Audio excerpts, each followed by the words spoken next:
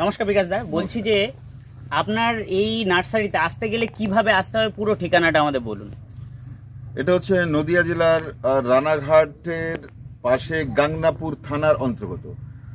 এখানে যদি আপনারা আসতে চান শিয়ালদা থেকে, কলকাতা দিক থেকে যারা আসবেন, হাওড়া দিক থেকে সেটা শিয়ালদা হয়ে আসতে হবে, আসবেন রানাঘাটে।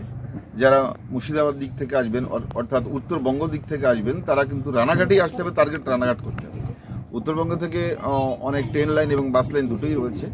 আপনারা ট্রেন লাইন বাস লাইনে যাতেই আসুন, আপনারা নামবেন রানাঘাটে। রানাঘাটে এসে রানাঘাট বনগা ট্রেন চলে, রানাঘাট বনগা লোকাল আছে। রানাঘাট থেকে উঠে মাত্র 7 থেকে 8 মিনিট সময় লাগবে নবরায়নগর স্টেশনে নামবে। এখানে নেমে যারা টোটো চালান তাদের বলুন যে বিকাশের নার্সারিতে যাব, ওনারা সহজে নিয়ে আসবে এবং সকলেই চেনে আমাকে। সরাসরি এখানে চলে আসবে। আমার ফোন নাম্বার 9002716291, এই নাম্বারে আপনারা কথা বলতে পারেন। আমরা স্ক্রিনে দিয়ে দেবো নম্বরটা অবশ্যই। আর বলছি যে এই গোল্ডেন মৌসুমী চারা এখন তো বললেন যে নেই, এখন আর হবে না। এই ছিল, কালকে থেকেই শেষ হয়ে গেল। একটা চারা লাস্ট একজন নিয়ে চলে গেল, তো এখন আর এর চারা হবে না।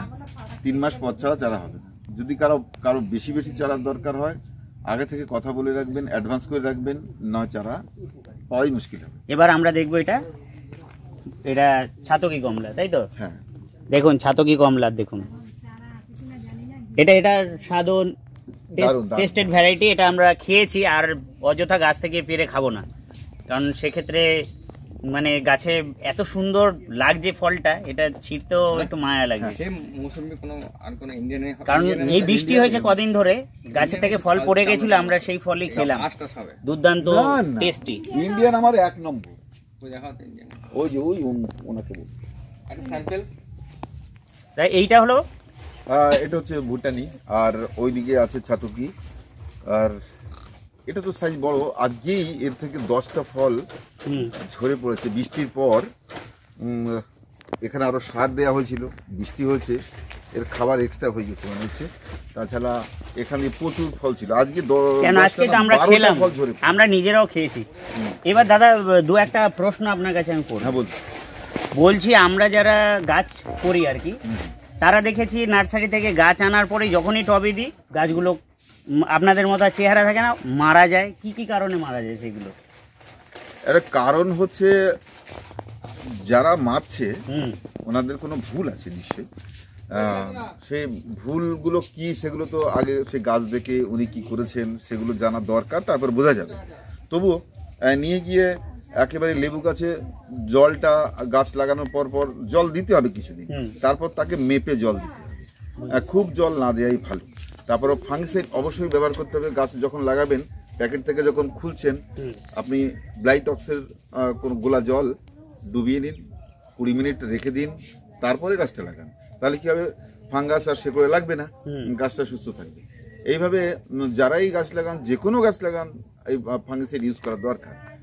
এটা বিশেষ করে আমি ব্লাইটক্স বা সাপ এ দুটোকে ব্যবহার করতে পারেন। ব্লাইটক্স জলে গুললে অন্তত 5-6 গ্রাম দেবেন, আর সাপ 3 গ্রাম দিতে পারেন 1 লিটার জল।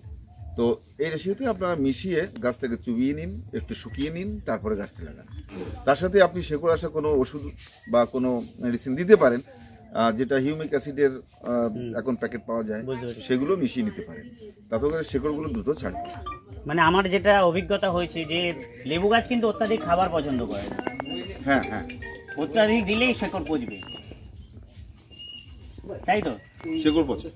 শিকড় পচার একটা টেন্ডেন্সি আছে। তাই বন্ধুরা আপনারা নিয়েই যে দুমদাম খাবার দিয়ে দেন সেটা কিন্তু অযথা করবেন না, সেক্ষেত্রে গাছ মারা যায়। আরেকটা বিষয় দাদা, এই আমি দেখেছি যে ফল হলো, সেট হলো, সব ঠিক আছে, তারপরে ফল যখন ফলগুলো ধরুন এত বড় বড় হচ্ছে, এত বড় ফলও ঝরে পড়ে। আমার এত বড় ফল ঝরে পড়েছে। আর যেমন আজকে আমার এই পাকা ফল এখান থেকে 12টা পড়ে, তো এটাও কিন্তু ওই সেই ফাঙ্গাসের কারণেই হয়। এগুলো আমি কিন্তু কন্টিনিউ তখন করি 5 দিন অন্তর অন্তর একবার। প্রথম দেবো সাপ, তারপরে অ্যান্টাকল, তারপর ব্লাইটক্স, আবার 5 দিন অন্তর করে শুরু করে এই ডোজটাই দেব। এটা দুবার কমপ্লিট করলে আপনার ফল আর ঝরবে না। আমার এই গাছগুলোতে সেই করেই ফল রাখা হয়েছে। এটা কতদিন, মানে এই যে বললেন ঘুরিয়ে ফিরিয়ে, এটা মাসে একবার করে করলেই হবে? যখন ফল দুই একটা ঝরছে দেখা যাচ্ছে তখনই আমরা স্টার্ট করুন। অযথা সবসময় দিয়েই যাবেন না, সেটাই আমি বলছি। এবার একটা পরিমাণ বলে দেওয়া উচিত। সাপের পরিমাণ সম্ভবত 2 গ্রাম, অ্যান্টাকল 2 গ্রাম, ব্লাইটক 4 গ্রাম 1 লিটার জলে। আচ্ছা, এইভাবে আপনি একটা, দুটো, তিনটে শেষ হলো, আবার 5 দিন পর থেকে আবার সাপ, অ্যান্টাকল, ব্লাইটক কচি অবস্থায় যখন ফল থাকে, তাহলে ফল আর ঝরে না। এটা দুবার দিয়ে ব্যাস থেমে যান, আর ফল ঝরবে না। আবার হয়তো 2 মাস পর আবার দেবে। এবার আমার আরো একটা প্রশ্ন আছে। বলছি যে আমরা যে লেবু গাছ করি টবে বলুন, এই যে সবাই বলে ডাল ছাঁটাই করুন, ছোট ডালে ফল হয় না, কথাটা কি আপনার মনে হয় যে ঠিকঠাক? সব ক্ষেত্রে ঠিক নয়, তবে অপেক্ষাকৃত দুর্বল ডাল কেটে দেওয়া ভালো।